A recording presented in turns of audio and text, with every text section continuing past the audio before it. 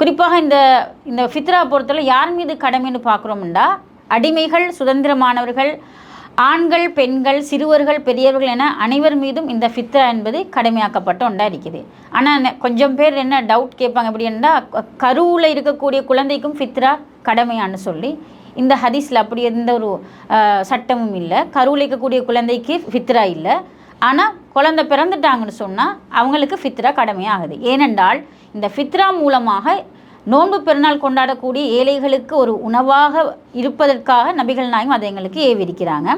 இதை பார்த்தோம்னு சொன்னால் இந்த ஃபித்ரா பொறுத்தளவில் நபிகள் நாயகம் ஸல்லல்லாஹு அலைஹி வஸல்லம் அவங்க சொல்கிறாங்க, கோதுமை, அதே மாதிரி பேரிச்சம்பழம், இதில் இருந்து ஒரு சா என்ன செய்கிறாங்க, அவங்க வந்து ஃபித்ரா கொடுக்கறதுக்கான வாய்ப்பை வந்து நபிகள் நாயகம் அவங்க எங்களுக்கு சொல்லியிருக்கிறாங்க.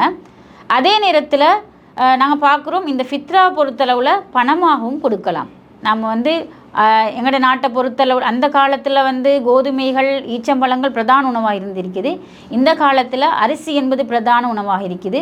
எனவே அரிசி அதனுடைய கணக்கை நாங்கள் பார்த்து அவங்களுக்கு நாங்கள் நோன்பு பெருநாள் ஃபித்ராவை கொடுக்கலாம். எல்லாருமே அரிசியை கொடுத்தோம்னா குறிப்பிட்ட அந்த ஏழைக்கு எல்லாமே அரிசியாகவே வந்திருக்கும். எனவே நாங்கள் என்ன செய்யணும்னு சொன்னால், அவங்க முழுமையாக பெருநாள் கொண்டாடுவதற்கு தேவையான அரிசியில் இருந்து மற்ற அனைத்து பொருட்களும் கிடைக்கும் வகையில் இந்த ஃபித்ராவுடைய பணியை நம்ம செய்யணும்.